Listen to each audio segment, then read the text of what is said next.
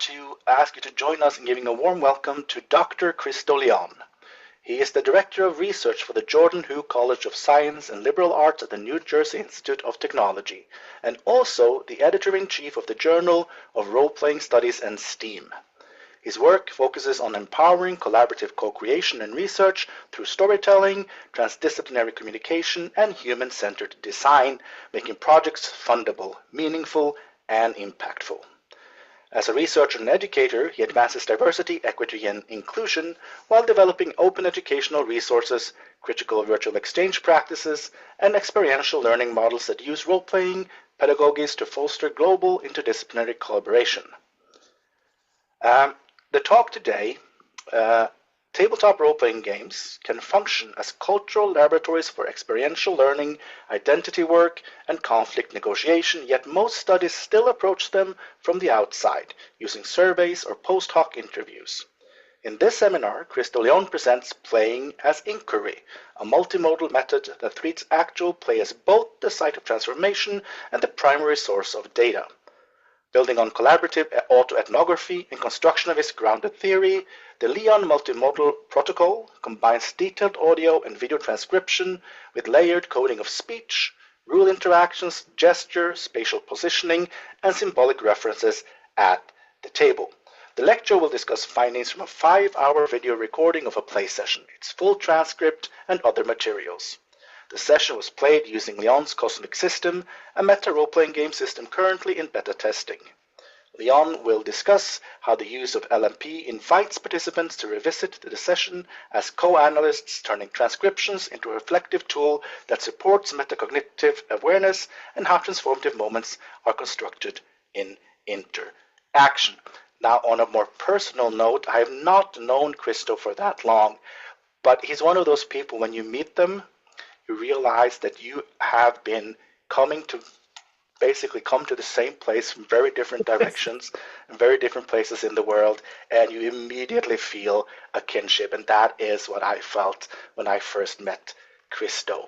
And hopefully all of you who get to listen to him today will have a similar experience. Cristo, please. Thank you very much for that amazing introduction and presentation. Good morning, afternoon, whatever it is that you are. My name is Cristo Leon, and I will be presenting Playing as Inquiry. I want to say a huge thank you to the Rocket Group, to Sarah, to Shell for this presentation and this moment. And we're going to have a really methods-forward, heavy conversation. So I'm going to try to make it as easy as possible. I'm going to be having some accessibility cue for each slide, and we're going to be trying to make it this easier for everybody. So let me just start with the basic diagram of how we envision a tabletop role-playing game session, which is at the center of our study, right?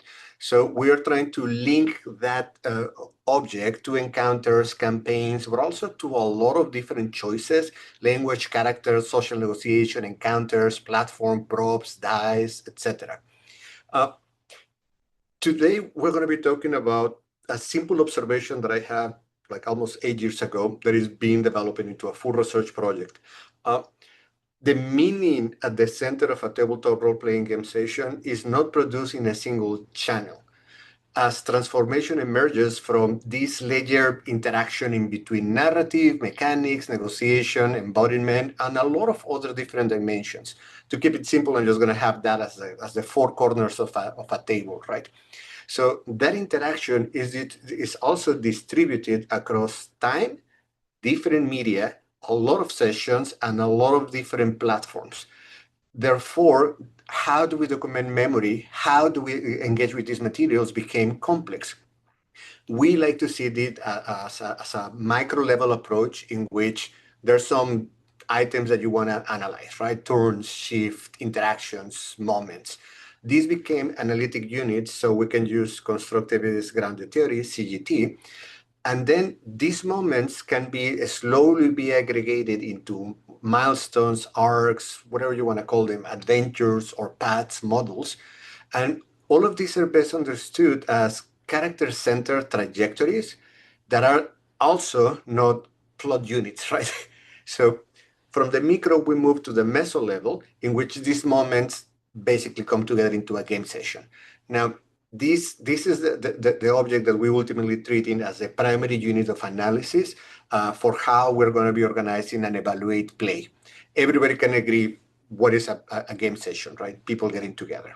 Now, at the macro level, sessions accumulate into arcs or into campaigns.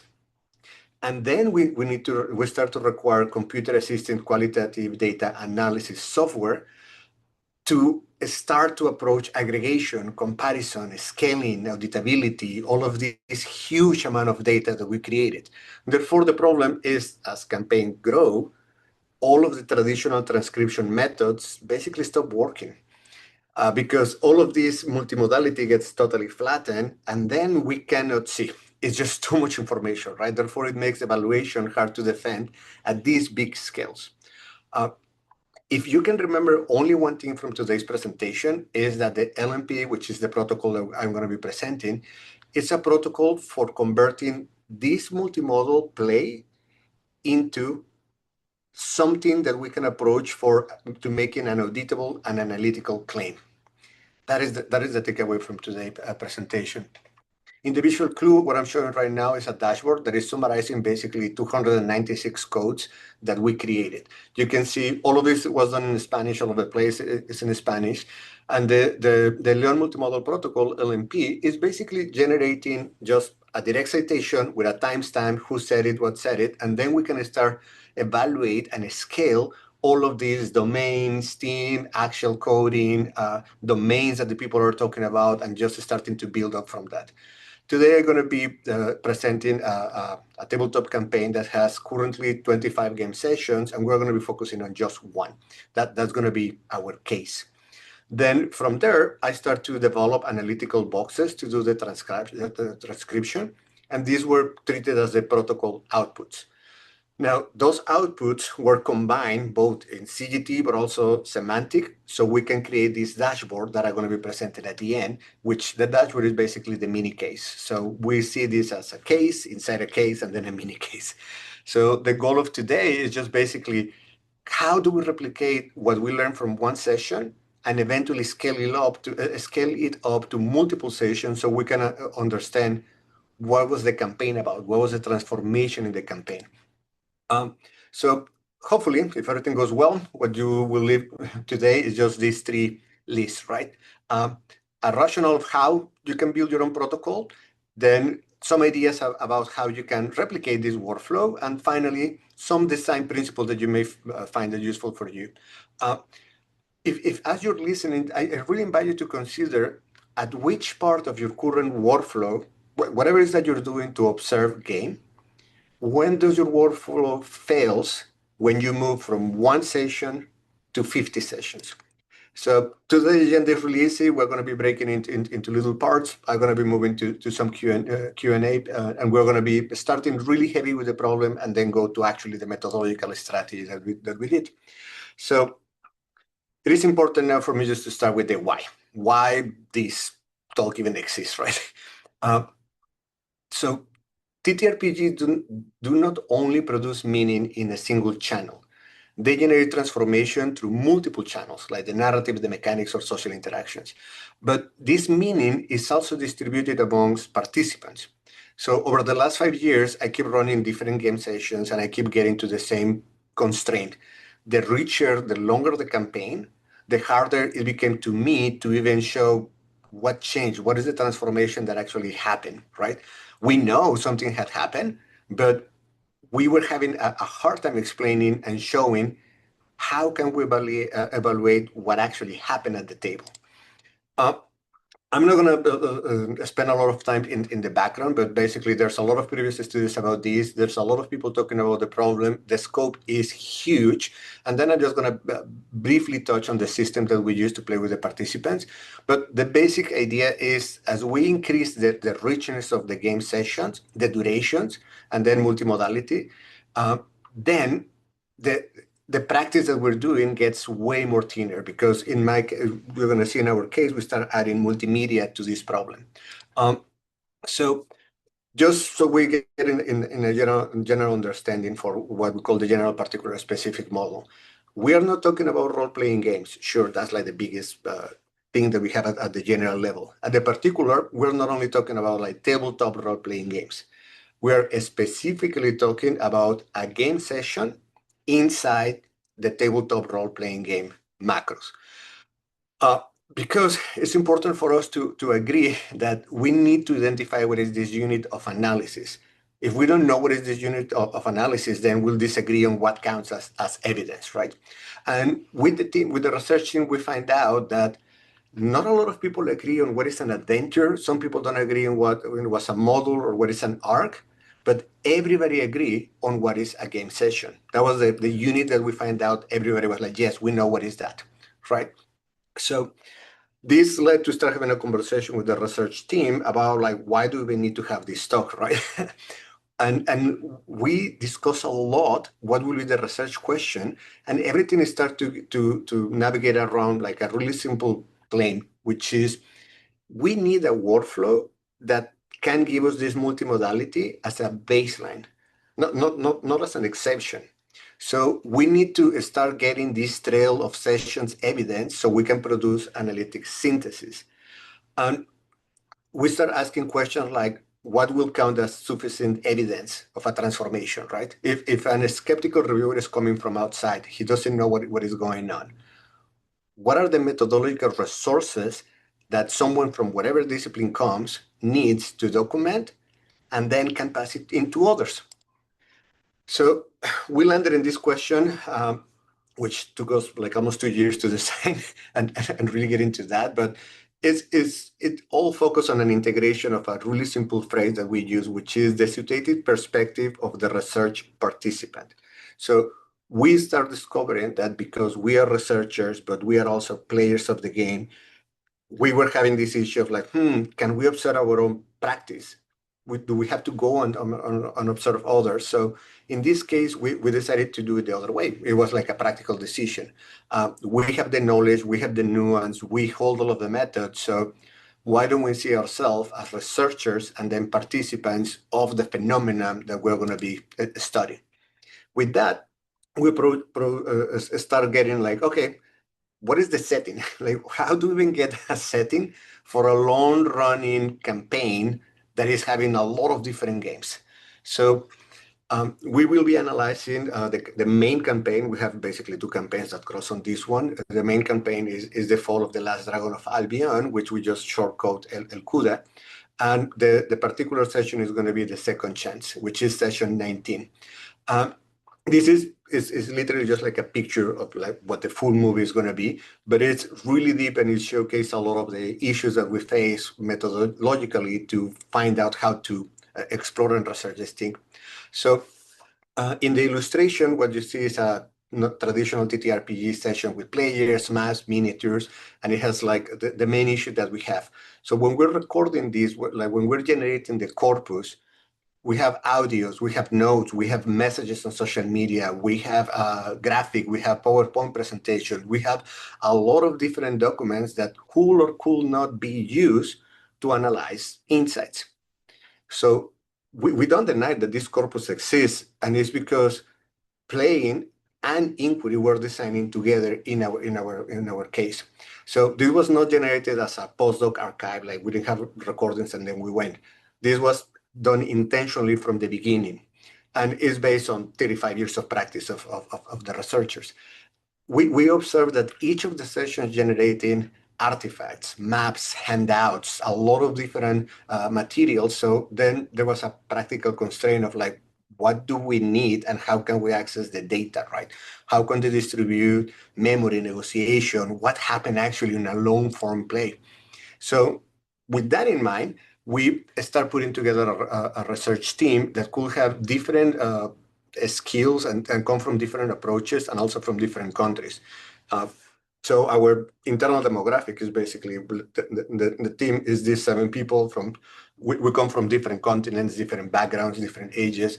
But importantly for today's presentation, in our approach, we have like the role of the study is you can be an evaluator, you can be a researcher, game mentor, and seminar. These are our names basically for the dungeon master and the player.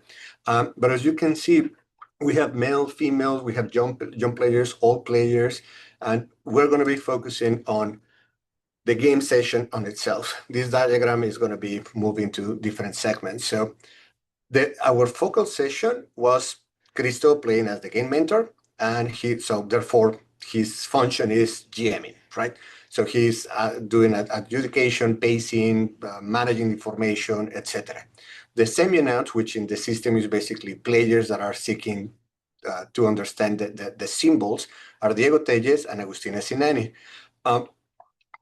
This was just the beginning of like, how do we play the game session? But importantly, once we move into the research team, all of a sudden the roles change a little bit. We need to invite Marcos Campobianco and Romano Ponce as co-investigators. It's important to notice that they did not play the game. They come as researchers. And then we also added James Lipuma as our internal evaluator, totally separated from all of the process. So he can help us document the chain of evidence of like all of the interpretations that we needed. This led to start identifying what methodology we're going to use. So we ended up deciding to land in the collaborative autoethnography approach because methodologically we identified that it was necessary because the campaign knowledge is distributed into a lot of different channels. There's canon, there are emotions, there are interpretations, there are personal diaries. There are some memories that participants recorded that are not technically inside a transcript. So our method needed to distribute this data to capture everything, right? So one thing that we always say, like, if you have ever argued about what is canon at your table, you really don't understand what is the problem, right? So the object of the analysis is not what was said or what we remember, but how the group stabilized the meaning after the game or over time, right? So we create this Venn diagram in which at the center of everything is Agustina and Cristo because we're the only ones that were part of the game session, of the audio transcription, of the transcription box, of the semantic conversations, of putting together the paper, and then having conversations externally with the evaluator. One of the first things that we found out that was interesting for us is now we're showing a side-by-side diagram that is showing the Venn diagram on the left, but then also a network on the right. And I really want to be explicit about the structure. The COAE, the collaborative autoethnography, COAE, is often represented as just these overlapping domains, but when you're actually doing it in practice, it actually starts to behave more like a network of relationship in which it literally models how we interpret authority with each other and how we can start having these conversations about what are the memory anchors, what are the claims that we're giving, how we're negotiating what we call a document, right, or a post-session recording.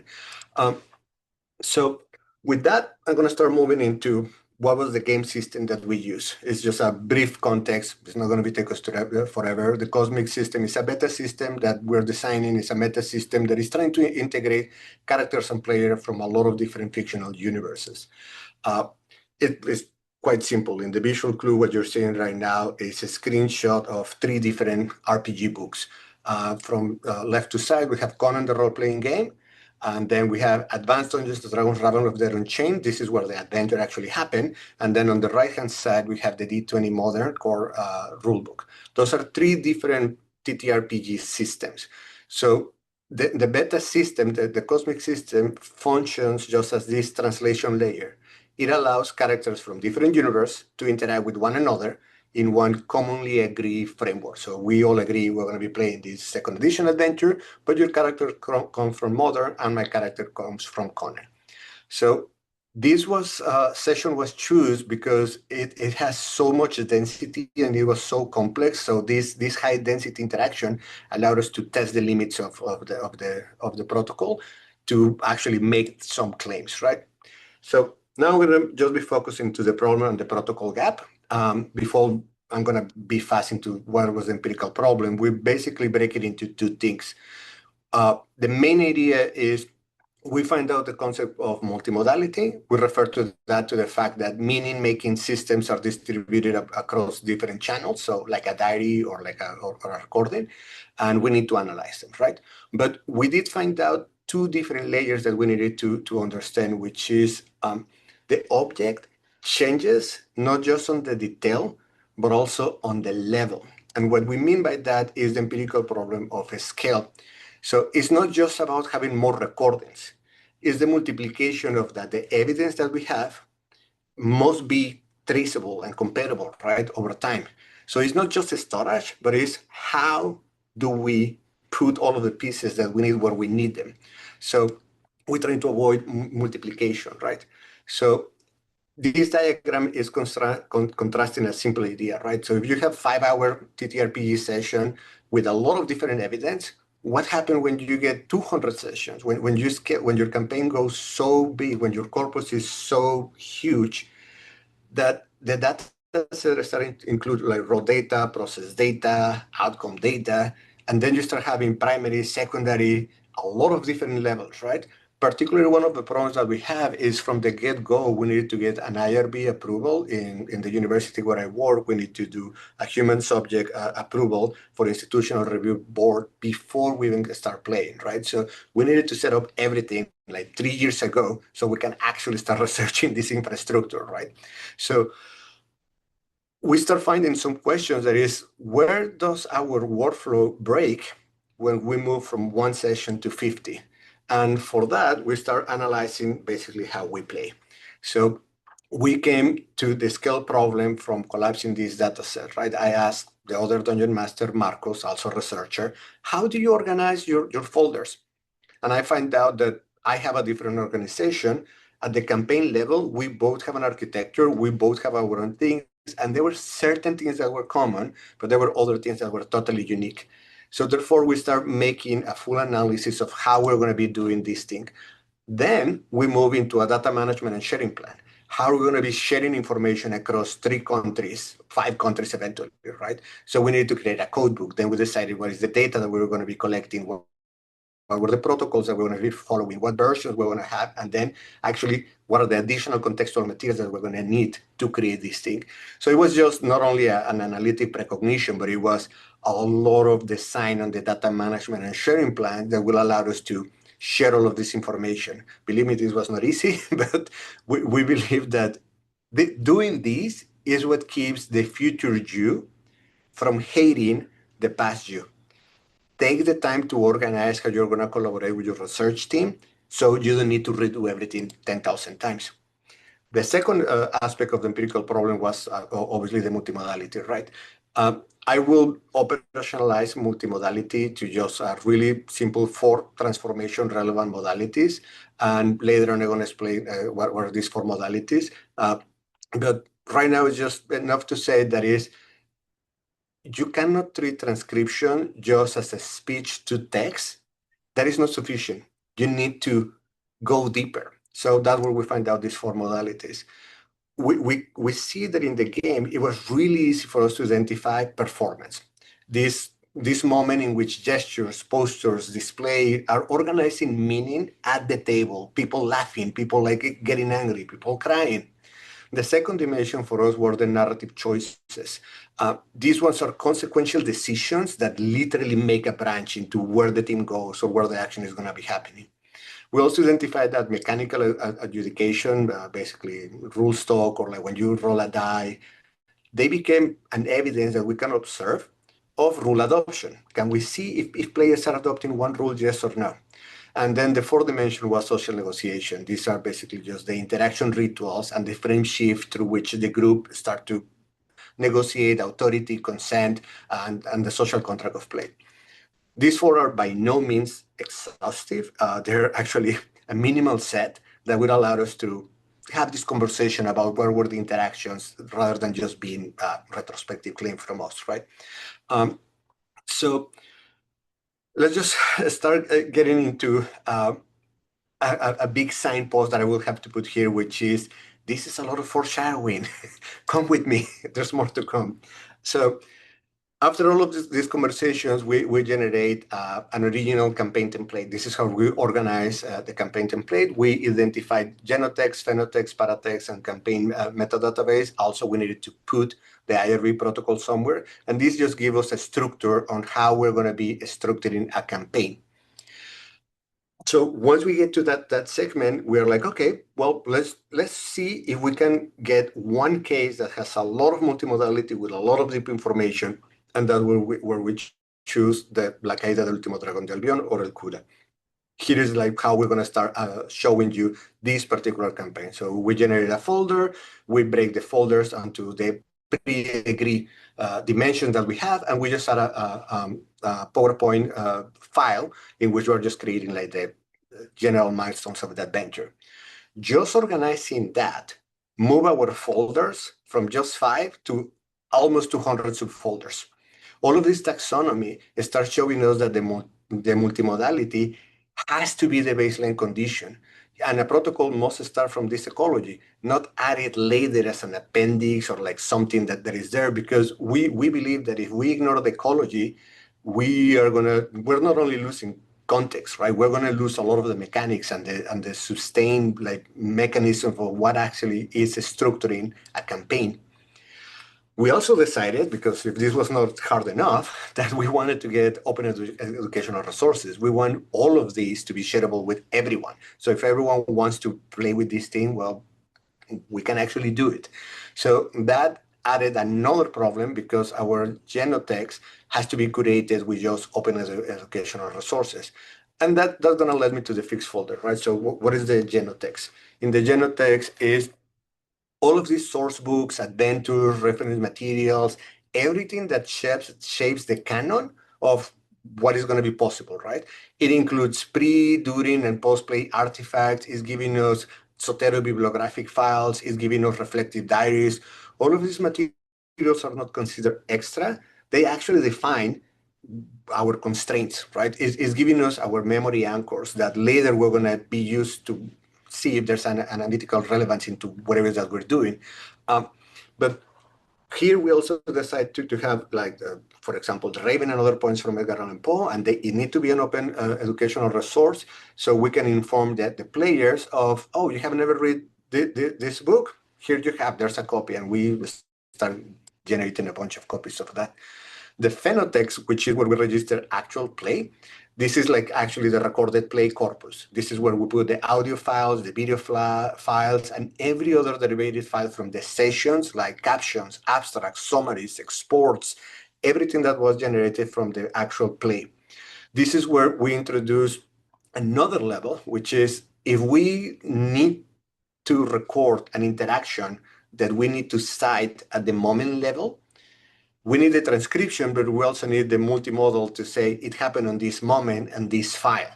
That way we're treating that recorded as the data, but every other commentary that is also there, it has to be organized so we can remember and go back to recollect it. So this basically lead to a single methodological claim that we find out, which is meaning is distributed across a lot of different channels. The diagram here is showing us how basically we distribute the meaning across audio, video, maps, diary, and just even social media messaging platforms. And we start understanding that simple things like a map, right? The map is encoding spatial reasoning, decisions making, things that happen, right? Diaries are documenting the sense making of what happened to the players. But then we also have the question of like, what happened when we have platform conversations in which players are coordinating memory, right? Or like they're just talking about what happened. All of these dimensions allow us to understand that if the object changes, then achieving traceability and evaluability is basically impossible. It's just everything collapses. So this is when we realized that we really needed to redefine transcription, right? So why transcription is not just speak to text. And this is where we get, okay, so let us just pause 1 second. If we're going to build this multimodal protocol, we don't want to get lost in just organizing everything rather than actually playing, right? So we say, okay, let's just focus on some key analytical layers.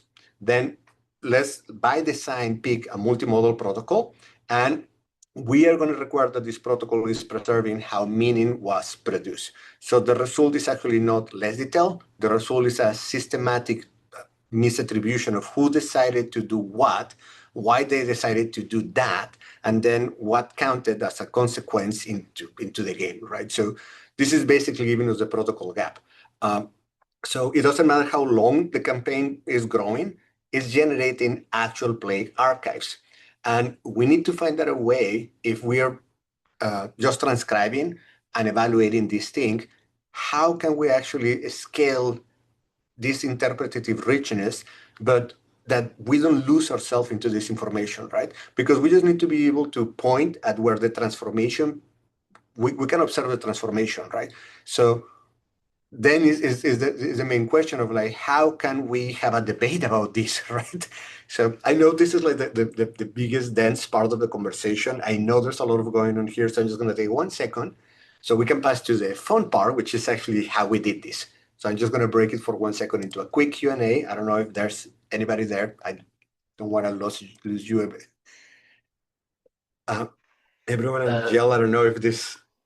Thank you, Cristo. So what we're going to do in order to make this structure work is we're just going to take a little bit of a breather, all of us, because this is really interesting, but also really dense, nerdy, deep data stuff.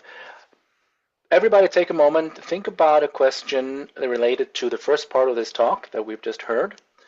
Write that question down, and on whatever medium, pen and paper if you need to, but make sure that you also get that question into the Q&A. And when we get to the Q&A session, we will try to structure part 1 and part 2.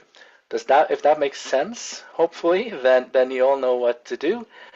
Just think of a question related to the first session, breathe, and put it down somewhere and get it to the Q&A. And we will revisit that when we're also done with the second part of the lecture. Go ahead, Cristo. Yeah. So thank you very much. And we're going to go then, hopefully, with the fun part.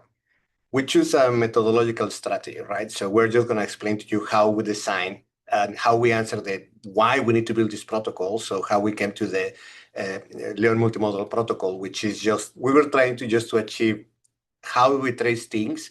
So the claims must remain linked to something. Then how do you evaluate that? So what decisions do you make to get to that? And then how can we review them, right? And finally, can we scale this? This protocol cannot just work for one session. It has to be able to scale to campaigns. So our general objective was just to explore how understanding TTRPGs when the researcher participant is using autoethnography, right? That was basically it. And then for the scale, for the bigger things, we decided to use computer-assisted qualitative data analysis tools because it was just too much. So our aim was just to develop and test this protocol, right? Like we are just testing it. We want to see if it works, and we just want to see these interactions into campaigns. So we already discussed the main research question.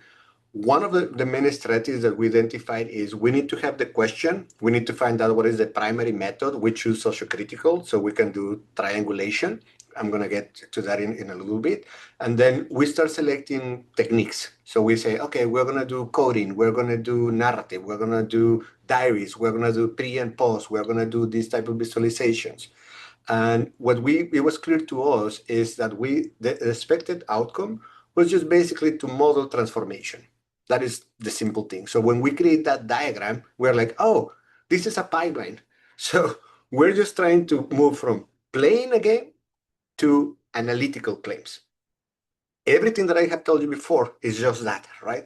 You play a game, there's a lot of inputs there. Then you need to structure that data. Therefore, you need templates. Then you need to start applying transcription. And we decided quickly that we couldn't do like full transcription of the entire game session. So we landed on 1 minute transcription boxes that I'm going to show you. Then we use the normal the normal approaches for actual coding, semantic coding, etc. And then we just did the synthesis with the research team. So all of the strategy was composed of 3 main tactics: autoethnography, specifically collaborative autoethnography that has some different interesting things for us. We made the main body on participatory action research, basically saying we're a participant of this. And then we bring a lot of tools from narrative inquiry, especially for we needed to legitimize the campaign and the narrative. And just understanding character arcs, what are the analytic materials, how do we see when a character or a player has transformed, right? So our stance was really simple. We are researchers, we are participants, we're using the social critical framing, and we believe that knowledge is situated in the place, is practical, and more important, is co-constructed amongst all of us. So this allowed us to basically have a negotiation amongst all of the participants.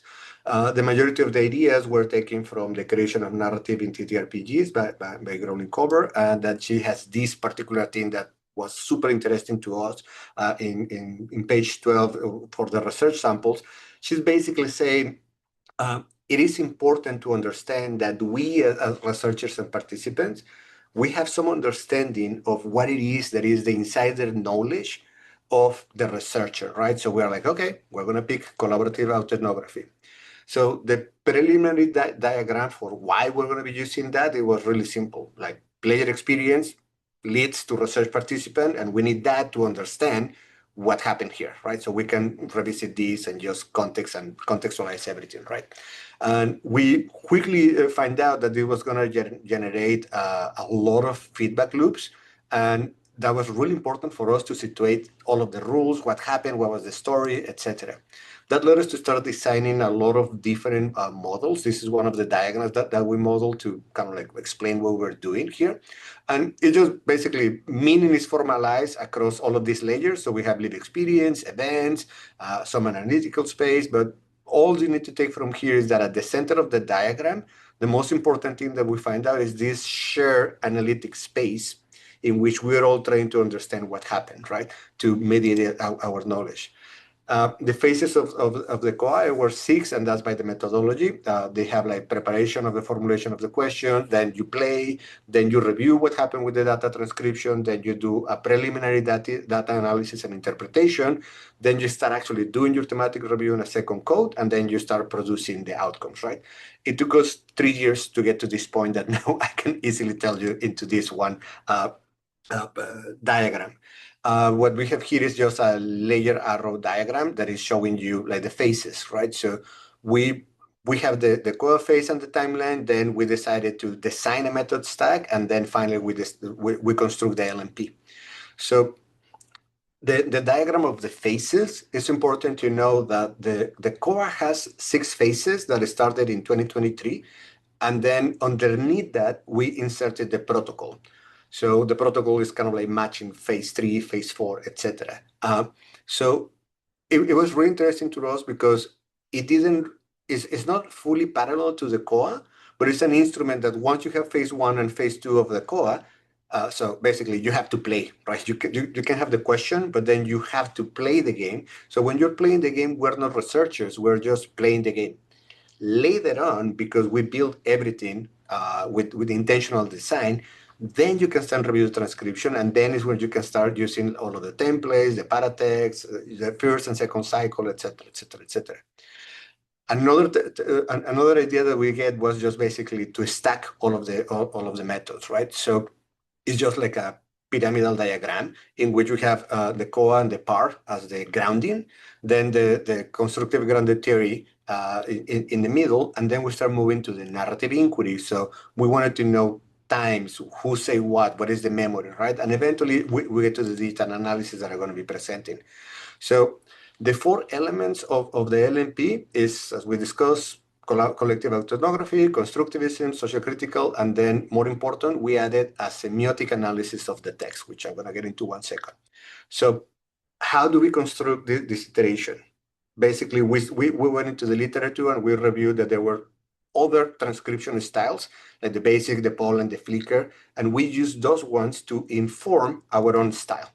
So if you just imagine that you have a recording, right, and you have text, and you put into a piece of paper, the basic verbatim is just telling you who said what, and then the transcription of the text. No definition, you just put the words. That's the basic verbatim. That's the style 1. Style 2, Poland, start to add in character, out of character, and adding also simultaneity, paralinguistics like laughing, emphasis when people is talking out loud. So this was a little bit better. It was better than the basic verbatim, but it still didn't fully yet work for TTRPGs.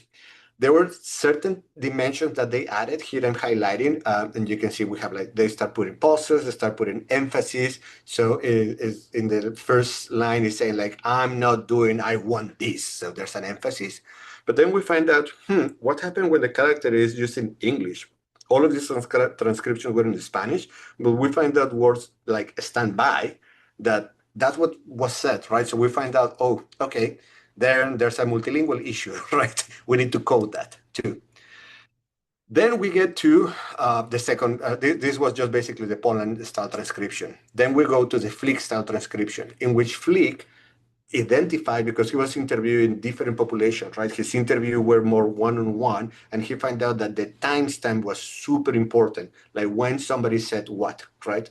So we follow his rules. There were a lot of things that make sense of that. He didn't have the in and out of character, but there were a lot of things of his ideas, especially the idea that there's a logic on the transcription that has to account for the ecology of all of the mechanics and all of the artifacts of whatever it is that was said there. So with that, we're like, okay, that was just a comparative review. So it's not that these approaches are wrong. They're great for their uses, but the LMP must define transcription rules that were really good for TTRPG. So that's when we create the León style transcription, right? So we're like, okay, this is what we want to preserve. These are the rules that we're going to use, and this is the purpose that we're trying to achieve. We chose basically transcription treated as an instrument, not just as a clerical task. So I'm not going to go too much into like every single line, but this is just like a formal appendix, right? So the point here is not to show you like the line by line, but it's more that the transcription is governed by a stable explicit root cell that was good for us both in Spanish and in English. So these rules allow us to systematically capture everything that's happening during the game. So we had, like, quickly enough, we discovered that in character and out of character were not necessarily the last thing. We needed to add the engrossment dimension, and then we also needed to add mechanics. So there was a lot of discoveries that we start getting into that. So this is an example of the same transcription in which now we have the timeline, we have the person, we have the in and out of character, we have the same rules of whatever we said. So we basically come with the rules. The first feedback loop that we have as an issue was the recording, right? So while getting into this, we decided how we're going to be recording this. Cell phones, and now Zoom. We literally like pay a full communications lab to have all of the cameras and all of the equipment. So we generated different experiences. One of them just literally with iPads, other one of them with the Zoom camera, and yet another one's like fully professional, in which we need to have a camera looking at the dice because we need to record what the die was rolled. So this is just summarizing how the experiments were captured. We played across different sessions in different places. But the more we were like reconfiguring and doing the feedback loop, we start finding out what was working. For this particular game session, after we play a lot on Phase, we decided to do session 19, which is the one that we're going to be talking. It was on Zoom. And we have the two characters in two different countries, and we choose to use roll dice with friends as the way to capture the die, right? Every single die was captured with a timestamp that we can see what happened, and all of the players were aware of what was the result. Additionally, Agustina kept a really detailed diary of pre and post game sessions of basically everything that happened, so we can use it to operationalize the autoethnographic feedback into her reflexibility of basically what happened, right? These diaries documenting like the shift in intentions, attribution, what the character knows. There was a lot of information here that are outside of the transcript, and they were really good. Basically, we treat them this as diaries. So there was a couple of times that the transcript had some questions that we couldn't figure it out, so we went to the diary. The second feedback loop was the transcription itself, right? Manual transcription takes forever. Zoom's automatic captions break in Spanish. Like when we all speak Spanish, the tool wasn't totally there. We used the Dusen in vivo, but the cost was like prohibitive, like $2,000 for like the 35 minutes was not something that we could afford. So we ended up finding a TurboScribe, and that was great. It was like cheaper. It helped us great to transcribe 90% of everything, and it was great for the first cycle of transcription. So lastly, what we find out is that we needed a human in the loop transcription, right? So All of these transcripts were then manually reviewed and corrected with the rules that we put for the LMP, just so we can make sure that everything was fine, that every single one of the categories was fine. The LCUDA session, the 5 hours are fully transcribed. They're going to be shared with you. All of this material is there. It's 5 hours and 38 minutes. TurboScribe then was manually corrected to put the timestamp, who say what, change everything that was there. We added exactly line by line. And once this transcription became iterative, all of the team was being able to go here and export this as PDF, doc, text, whatever, JSON, whatever we needed to do. So this gives us this feedback loop of the architecture, in which we find out that the research participant is designing an analysis, but then goes to transcription and coding. Then they became like players. Then they became external experts discussing the analytical claims. And then we have an internal evaluation conversation. This was actually really important for exploring in of character and out of character meaning. So this allowed us to get to the database creation really fast. Everything was easy to transcribe. Coding was super easy. We find out some implementation issues on particularly on the version control, and we identified that it was super labor intensive and that it requires some human interpretation. But we start creating this first conceptual database scheme. Eventually we get to this is our current one, in which we start to code things that now we can use to start having conversation with the artificial intelligence, right? We identified the session, we identified the transcription unit, we identified that we needed to have CGT codes different from semantic codes, and then analytical memos were from the diary, right? And all of this is just to identify where the information is coming. Finally, we use Excel as just a collaborative, transparent place where we create the database, because we wanted to integrate it with Power BI so we can see the output. And with that, I'm going to get to the fun part of this, which is the outputs, right? So let me get you to what happened in the campaign. So this is the normal background of Penelope before this. Like, she's born in Argentina, goes to San Francisco, suffers something with her father, her real father. Then she escaped her house. Then she lives on the streets and finally meets the Hallowell family, which is her adopted family. This happened before the adventure begins, and now we move into what was the adventure that we play. We choose to play Ravenloft because it's a really dark, really controversial model. This adventure is really a really good adventure that Sedman created. And the adventure happens in Le Car. Le Car is a really dark city in which everything is horrible. And this was like a perfect place because all of the system is organized in fear, surveillance, social exposure. So transformation here was not only psychological, but was also institutional violence, right? So you need to survive on the streets like a cat from the guilds, right? So I'm going to show you now two diagrams. They're basically the same. The first one is just the emergent narrative. So Penelope gets to Le Car, lives a couple of adventures, gets into a trouble, goes into a cigarette, and that falls poison, and she's almost dying when she's going to start this game session. But if we observe the session logs from like the sessions that were actually played, you see that there's a couple of sessions that like the path to the cat has 3 different sessions. The cigarette has other 2 sessions. So that is showing us that the time is basically 2 different time frames, right? So all of that happened in just 3 days, but this is on playtime. It's actually 32 hours and a half hours, and it was played over several days across different months, even if the diegetic time was just 3 days, right? Also in this game session, we see how Penelope went from a modern character into a dark name that has to get another name, Lena Crossbow, because she doesn't trust the fairies and she gets some transformation into the thing. So with that, we get to actually, what is the session that we're observing, right? In this session, Agustin is playing Lena, Diego is playing Eridani, and Eridani comes from an entirely different arc. He comes from playing 75 sessions, a different campaign, a paladin from Conan, a lot of different things happen with him. So we identified that we needed a template for how we're recording a game session. So we put the rules and then we just transcribe them, right? So what is the dominant? The dominant campaign is El Cuda. The secondary campaign is Evermore Hunters. These adventures happen in this place, in this year, in this place, it lasts this thing, these are the game systems, this is the date, and like where were the players. So as you can see in the bottom, Penelope is just level 3, and Eridani is level 15. Once we translate this to the game session, what we see is that Diego has been playing for 186 sessions and has over 30 years playing the game. When Agustina has been playing for 2 years, her character is level 3, and this is the first adventure that she chooses, and of course she chooses Roundlove as her, let me start understanding what is a role-playing game. And then me that I've been playing also for 35 years. So that's the context in which we start actually recording the boxes. So we choose one moment that was really important for us, just so we can have this conversation, which is there's a box that showcases the action points, which is a mechanic. This box we observe.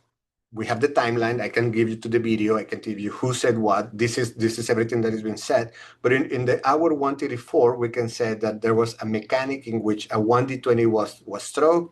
She got a 15, but then she activated an action point. And here, what is recording is the fact that Agustina doesn't really fully know what is an action point.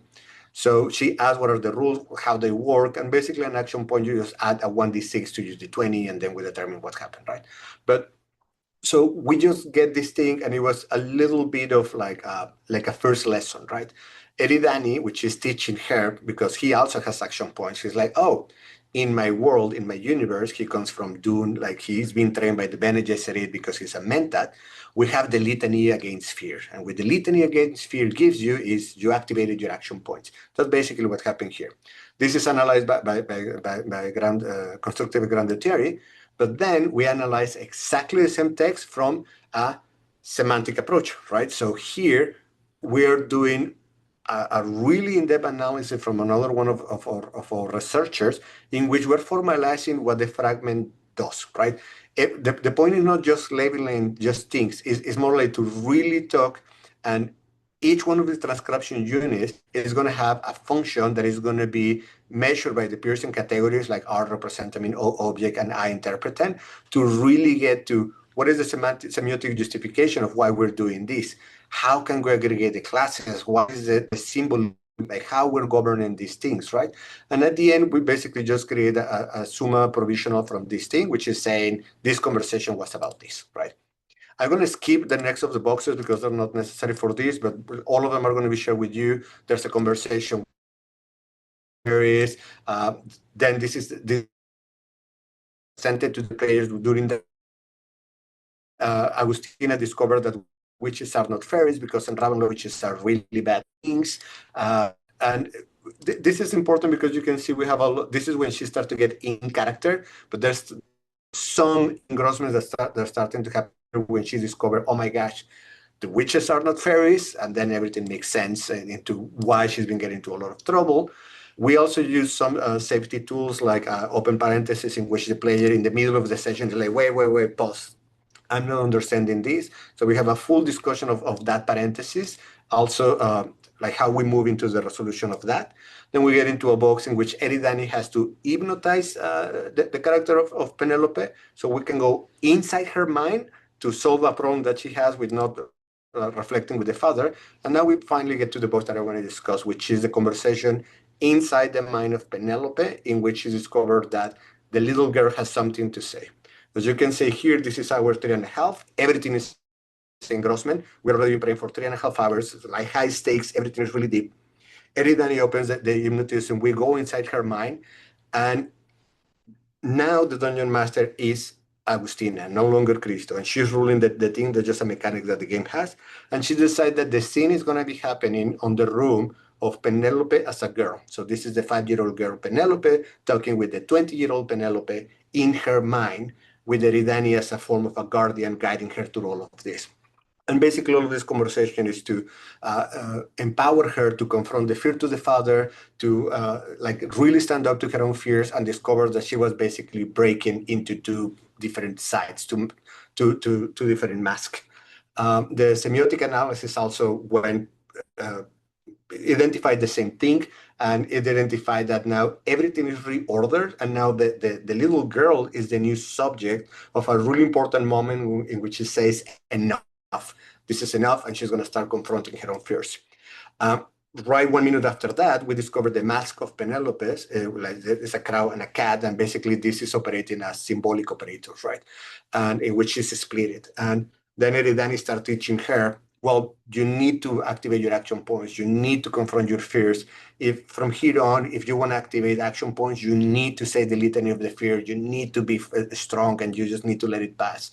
So we're getting to the same description until we get to the final box of today, which is the litany against fear, in which this is a moment, a couple of seconds later, in which she's been poisoned, she's about to die, everything is said and done, and Agustina knows that her character is about to die.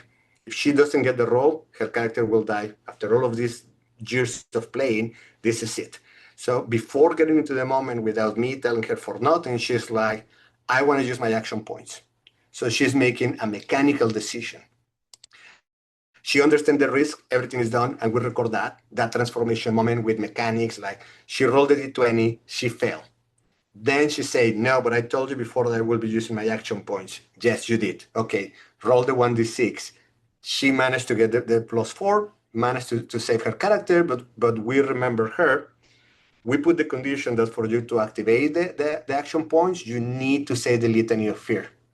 And out of nowhere, for the surprise of everybody involved in that session, she, by memory, says the litany of the fear. And we have the moment in which she's actually saying, I will not know fear, I will confront this thing, and at the end, there will be nothing other than me, which is the last line on the box, in which this is the most critical moment after 4 hours, right? Like, she not only remembers the requirement, she delivers the litany of fear in character, then therefore is like an extradigietic ruler, and then gets the role, right? So of that, the analysis showing us that there was like a transition for ritual. She was getting the rules, she was understanding the articulation, she was understanding all of the parameters, and of course, this leads to the most happy moment of her when this picture is just capturing the resolution of the social event that happened, in which she managed not to die and save her character. All of that then is put into a database that is going to be shared with you, so you can see all of this is open, you can analyze it, it's for you to do whatever you need for your own analysis.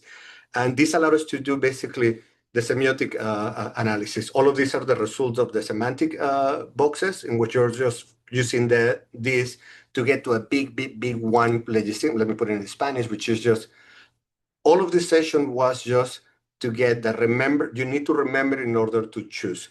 The symbolic legislation 333 is basically operating as how do we remember things and requiring memory. Romano did all of this analysis that took him like a couple of months. And then what I did was the visualization on the Power BI. So we create different dashboards.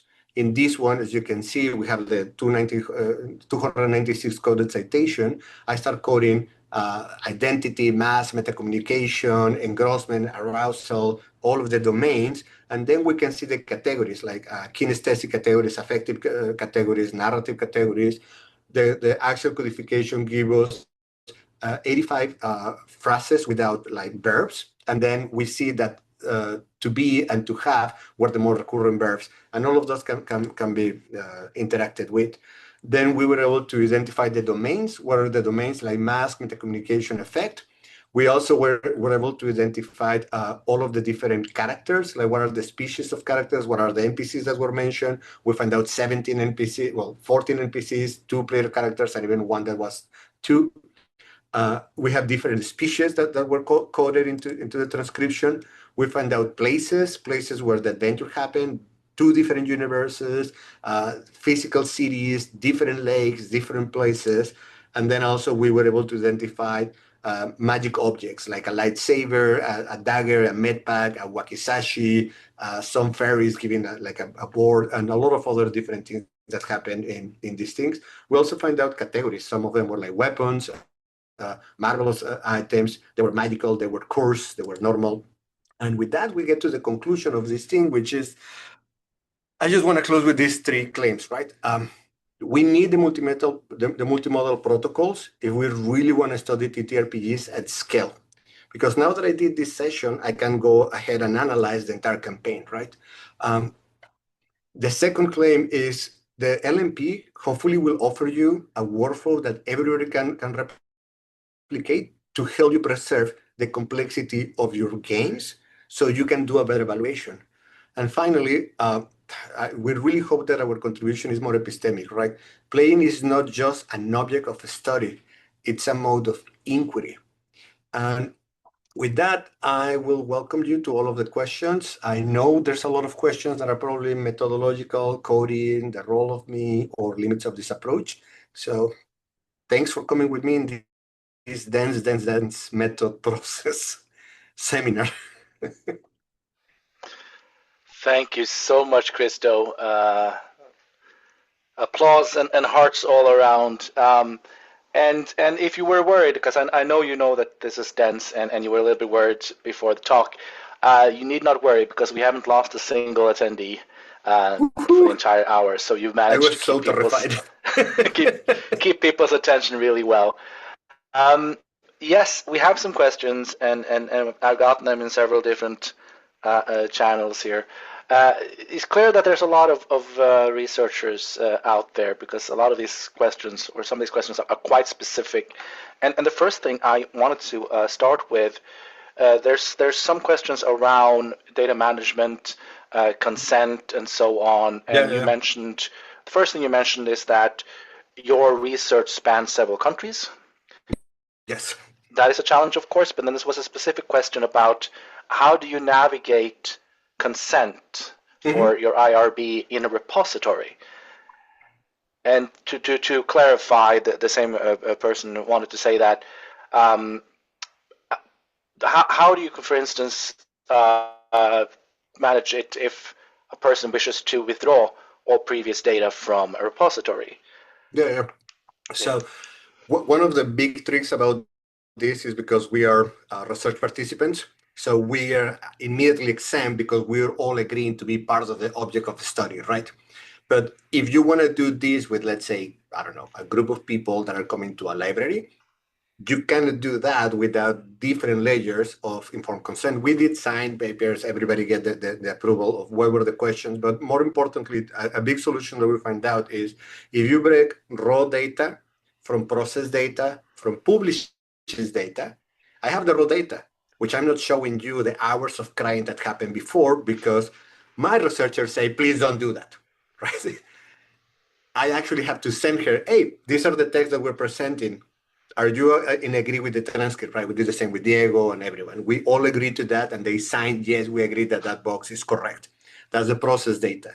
But then published data is like, oh, by the way, I'm going to be putting this into an open source repository that all of the world can see. Do you agree that you get to that? And then we say also be aware that there's some unexpected possibilities of something that we cannot see may be wrong, but we agree to have your name, we agree to have the name of the character, so we're all in agreement of all of this. So that's why in the database you're going to see everything was clear literally to the line, every single dot, every single laugh, every single pause.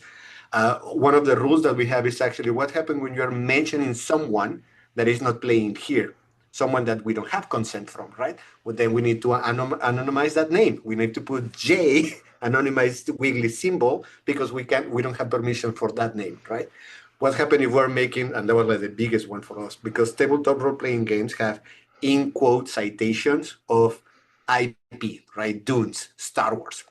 Luckily for us, once it's a game and we're agreeing that we're gaming, it's fan fiction. We're talking about the game that we all love. But we needed to actually say that at the beginning of the recording. In the genotext, we have this, oh, by the way, we don't have the IP for this thing because it's not an open educational resource. So we're going to be citing it. So we need in the transcription to say, quote, like Bene Gesserit from like Dune Universe Book 3, right? The Litany of Fears is the same thing, quote, book so-and-so, page 3, this, right? So it's just quite complex. I can absolutely imagine being, for instance, we have a project right now where we can only store the data in Sweden, and all of a sudden when you're online, are you collecting data from the country you are in or the country that the other person is in, and so on. It's really a jungle. But so following up a little bit on that, I'm actually jumping a little bit because I think this question fits better here, and it goes to your transcription. Was it easier to transcribe in this way with this system since the players were also part of the research team? Yep. So an example of that is I'm hearing the conversation, right? And I'm not sure if Agustina is being sarcastic or not. and I've been paying for her forever, right? And there was a moment in which she says like, I will kill my father. Give me a dagger. I will kill my father. And as hearing that, I'm like, is this an in character, out of character? I don't know. So it's engrossment. That's basically what we put engrossment. When we don't know, when we're so immersed, when I cannot tell, then I'm like, you know what? I have Agustina. Hey, Agustina, why don't you hear the conversation with the team there? Also, why don't you check your diary before the session and after the session so you clarify that moment, right? So that's when the diaries became like so important. Not in all of the boxes came to be important, but in two boxes they were like really, because she when we have like the open parentheses is because she's like wait. Does my character remembers who her father is? A beautiful question that have to put a parenthesis in which both the player have to make sure that the other player and the dungeon master know what is going on. And then like, oh, okay, close parenthesis. We came to the agreement that we all know that I don't know that she doesn't know. Let's keep playing, right? And now she can interpret the next box, which is I'm gonna kill my father, because that parenthesis got uh, resolved by literally going into the monologue of not the character, but the monologue of the player. Complex. It's absolutely is, and of course when I'm seeing this presentation, I once again wish that I was fluent in Spanish, because there's also a thing there. This system is going to be made available, you said, and I'm just going to plug your journal here, the Journal of Role Playing and Steam, which Yeah. is bilingual. Yeah. So you're kind of like a bridge between the Spanish speaking and the English speaking field, really, because I know we talked about it earlier, because that's also a thing that is interesting, how when you have a lot of terms in English that are well defined, it can be difficult to translate directly Yeah. into Spanish and vice versa. How does it work for you when you have all this data, this big research project, and now you're presenting it in English? Yeah, What are the it's challenges? again like translation and being a traitor is something that being the researcher in Spanish and in English facilitates this a lot. But there's so much nuance on the glossary of like a proper glossary of like practical actual play, right? Uh, Things like to be in English is just to be. Well, it turns out that in Spanish, there's two different times, ser y estar, two absolutely cultural different times. One is not permanent, the other one is permanent. It's a lot of nuance. But actually, when we were working with Romano, which he was doing the semiotic analysis, they were like, we literally worked 6 months on one box. Because when he's doing the Pearson categories, he's like, what is the representation of this symbol? I'm like, there's no verb there. It's a sentence. He's like, yeah, but you're saying, oh no, ah. And I understand that that is representing the falling of the character because her soul is being lost. When she killed another character, Robe, she come into the realization of that, right? So we spent months doing the semiotic. Now, I don't recommend that to anyone, but it's not necessary, right? Like if you're not doing line by line semiotic analysis, you don't need to do this, right? But we're just trying to build a protocol that accounted for both styles, CGT and semiotic. And then in the triangulation, we're like, oh my gosh, we came to basically the same conclusions from two different paths. And then we even did another loophole, which was with Marcos, because he did agentic generative AI analysis, and he was giving us his own interpretation with his process because he's a historian. So being able to converge from all of these different points, and then actually having an internal evaluator that was totally neutral to this, and he's like, "No, guys, you're crazy. That's it's not assessment. How you're gonna measure that, right?" So we're like, Sure. even if it's so good for us, we're like, "Oh yeah, it's not traceable." So yeah. And we are going to drill down a little bit in the research here and the chosen method. Constructivist grounded theory in this situation seems amazingly complex. How were you able to filter out what elements you were gathering were more noise rather than important to informing a hypothesis if one emerged? We actually did the first step. before constructivists, we just used grounded theory. That's why we ended up using 3 cycles. So the first cycle was, what is an element? You have 5 hours, right?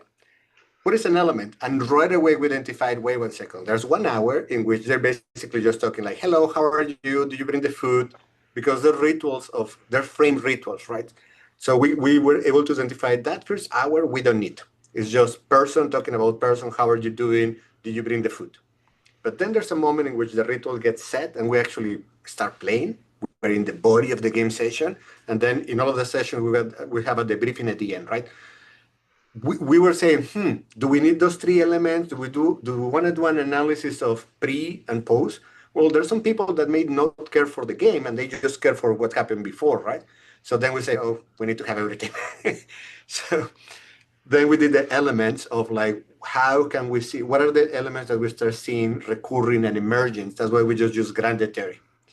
And we came to find out 4 main elements in that session. And then it was just like, why don't we just pick at least 1 minute of each one of those elements to see what appears? So we're literally doing like the first cycle just to really generate an hypothesis of something that we don't have. So what is emerging from that? Once we survived the first cycle, then we were like, okay, now we can go to the constructivist because we know the meaning. It's kind of like a cheat code, like opposed to when you don't want to be influencing the group that you're observing. Well, guess what? In autoethnography, it doesn't matter. I am the group that I'm observing. I can self-reflect.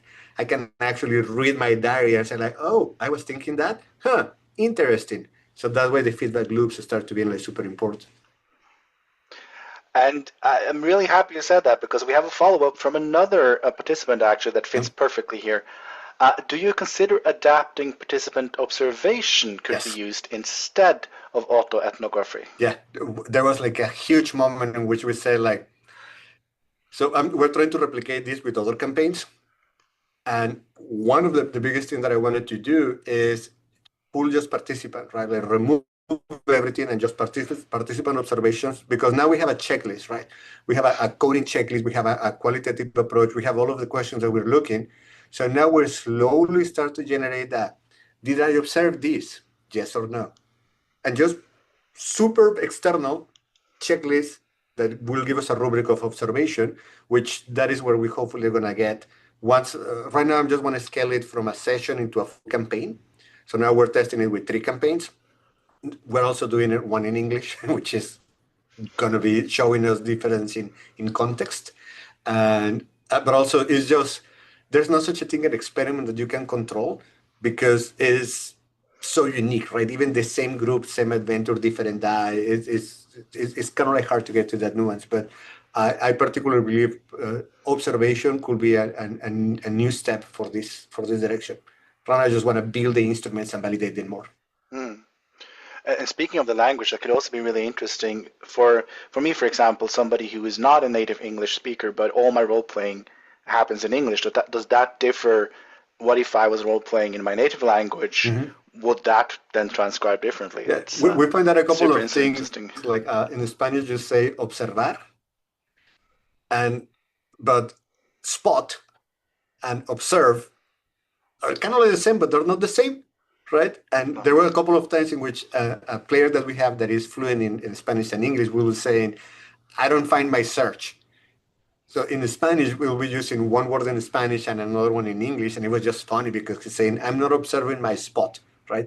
No veo mi spot, no encuentro my search. So it was like just funny because of those little nuances. But yeah, it's interesting when it comes because they're like, even in Spanish, there were a couple of words that we identified that nobody in the community doesn't like. Saving throw is something that is, I hear saving throw and almost every single iterance, even when they're no longer called saving throws because the system doesn't call it saving throw. Like it doesn't matter. It's a saving throw, right? Yeah. So there's those things that happen coded in the mechanic. Yeah. Actually, a follow up on that one from another participant here. I was wondering whether this could be possible to adapt to catalog and analyze online streamed RPG sessions, for example, shows like Critical Role. Given that the languages of RPG sessions differ significantly from film or television, involving multiple layers of meta language, such an adaptation could be particularly valuable for transcription and analytical work. Do you see this as feasible or productive direction for the protocol? That's actually what we're working right now. That is a Yeah. research project for the grant. We're doing a WEMI, so it's an ontology of ontologies that is integrating comic and narrative structure to actually be able to be a chronicle, but also an archivist. And our idea is if we see the session as an object of art, well, what happens when you want to create a curation of different sessions, right?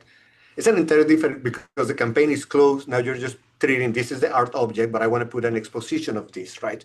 So now we need someone that is curating the room with different objects there, right? It's an entirely different conversation, but yes, it is. We've been doing a lot of that. Uh, Going into this minutia is giving us basically a better understanding of categories, limits, and finding out that my original idea for this, as I put it into the aim, is tabletop role-playing game studies is maturing enough that now we can actually finally start evaluating it in ways that are actually meaningful.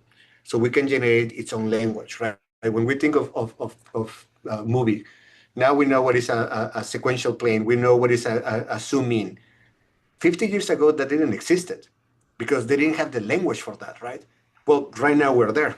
Not only because of the work that Sarah is doing, but a bunch of other people like Sagal and others, but also from Latin America, we're starting to come up with, we create communities, we create tribes. We have a really unique cultural, socio-historical way of playing the game that nobody else has because we're passionate, because we are funny, because we're what we are, because everybody plays in unique and different ways. But how you evaluate it, how you observe it, how you observe without changing the observation, right? Those are the questions that I feel now we need to get, because if we don't evaluate, we don't make it better. This that simple, right? It's really fascinating to think about the potential for the future as more and more data gets collected and you can compare different data sets. And going back to the online student RPG sessions like Critical Role, it would be really interesting to see how the players differ in behavior, because as we know, they're still role playing, but they're also role playing for an audience. Yes. And yes. what happens then, right? It's same but not the same, if that makes sense. Yeah, because they are aware they're serving another audience, right? But one thing that we identify with the WEMI is, yes, they're serving another audience, but now that we have the cartoon, the animation, we can also compare what was played and what actually was brought into the game and run the same model to both of them so we can compare the same set of players, but one is being used for the streaming and the other one is being used for Netflix, right? So yeah, there's a lot of things that now we can do that before we couldn't, right? Just the fact that you have thousands of hours on YouTube that everyone can analyze. Well, please use these protocols to do that. Absolutely. No, I think it's a super interesting both talk and project. And for myself, I can really see it being useful for researchers. And also, it's really wonderful to have researchers like yourself that are so generous with your methods and with your tools that you've developed and sharing them. And also, I also think that is something that comes a lot from what you're saying, the culture is created among role players of collectively sharing and so on.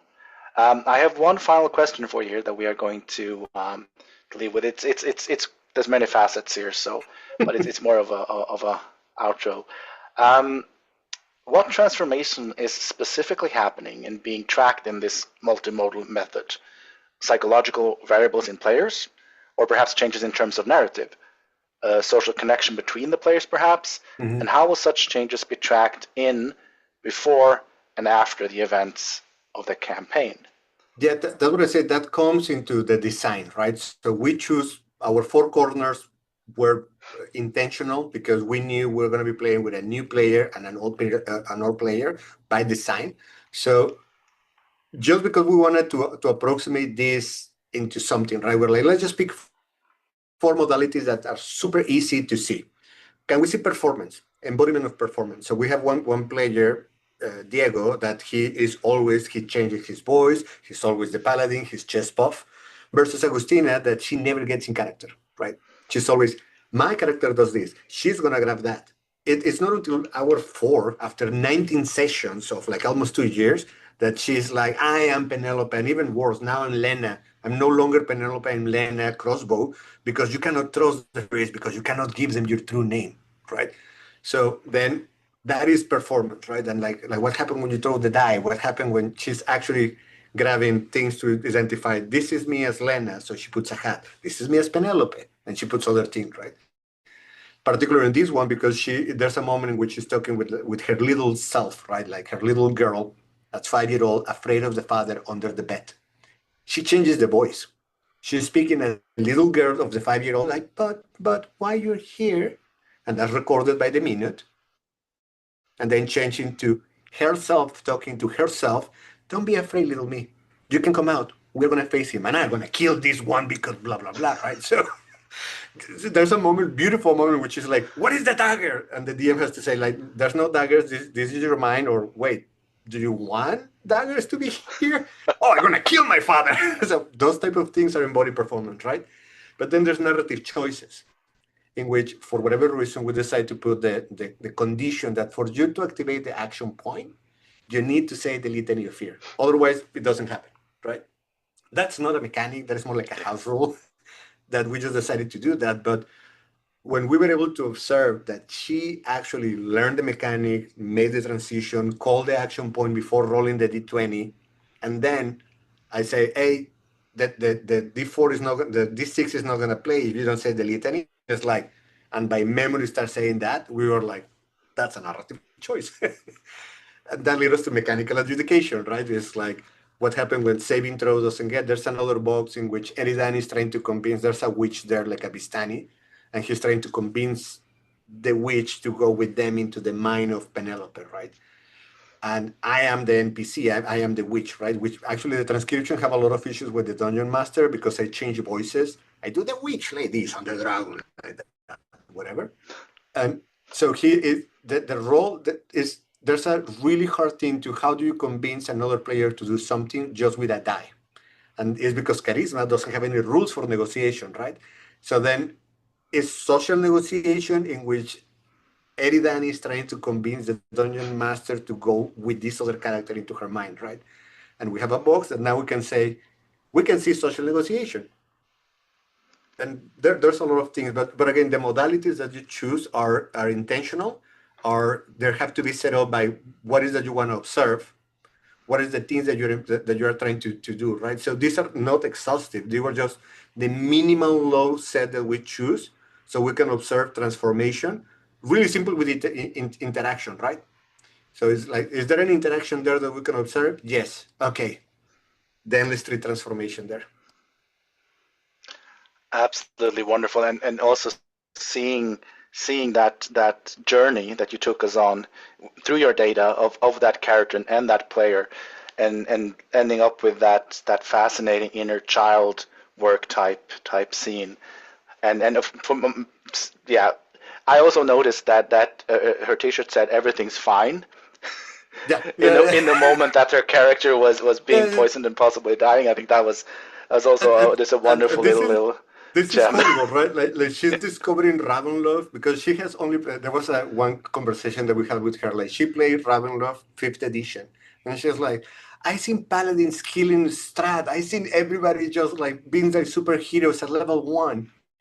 This is not the same. This Ravenloft is scary. Like people are mean." I'm like, yeah, because this is 2nd edition. Levels are permanent here. Poison is horrible. Like bad things happen. Don't trust the fairies.